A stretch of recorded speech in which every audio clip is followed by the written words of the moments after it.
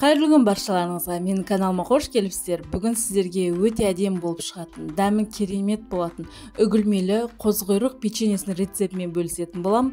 Видеонун соңуна дейин карап, осы рецепт боюнча жасап көрүңүздөр.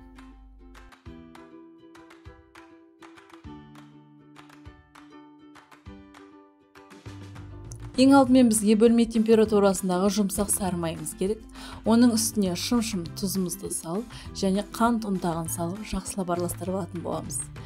Қант ұнтағының орнына қанттың өзін қолдансаңыздар болады, бірақ қант ергенше жақсылап араластырып алуларыңыз керек.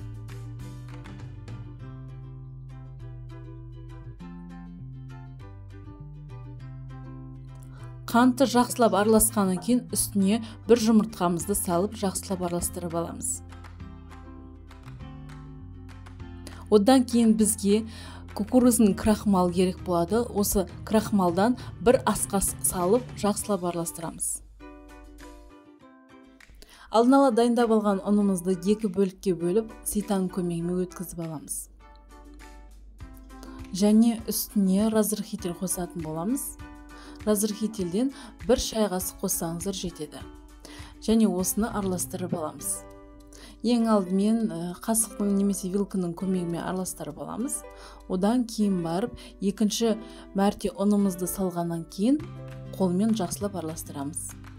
Жұмсақ әдемі қамыр илейтін боламыз. Мінекей бізде жұмсақ, қолға жабыспайтын әдемі қамырымыз иленіп шықты. Осыны тынуға 10 минутқа пакетке салып қойып қоямыз. 10 минут тыныққан қамырымыз одан да жұмсақ әдемі болған. Енді формамыз дайындап алдық, және таразының көмегімен мен 30 граммнан өлшеп алам. 30 граммнан өлшеп, дөңгелетіп, әдемілеп, құрт сияқты жасап шығатын боламыз. Осылайша барлық қамырды 30 граммнан бөліп, дөңгелетіп шығамын.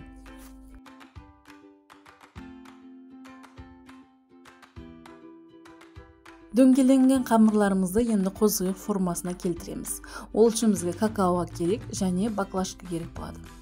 Баклажканың бас жағын осы какаоға салып аламыз. Какао ұнтағы барлығына жабысу керек, және қамырдың үстін осылайша басып шығамыз. Сол кезде бізде қоз куйруктың формасы шығатын болады. Осылайша барлық қамырларды жасап шығамыз. Осы дайын болған қамырларымызды 180 градуста 15 минут көлемінде пісіріп аламыз. Мінекей біздің қоз куйрук тәріздес печеньелеріміз пісіп шықты. Крахмал қосылғаннан кейін түрі ақ болып тұр. Міне асты қызарған. Мінекей осындай әдемі дастарханның сәнін келтіретін печеньелеріміз дайын болды. Сізге видеом ұнаса немесе пайдалы болып жатса, мені қолдап каналыма тіркеліп кетіңіз. Осы видеоның астына комментарий қалдырып, лайк басуды ұмытпаңыз. Алдағы уақытта тағы жаңа рецепттермен бөлісетін боламын. Соңына дейін көргеніңізге көп рахмет.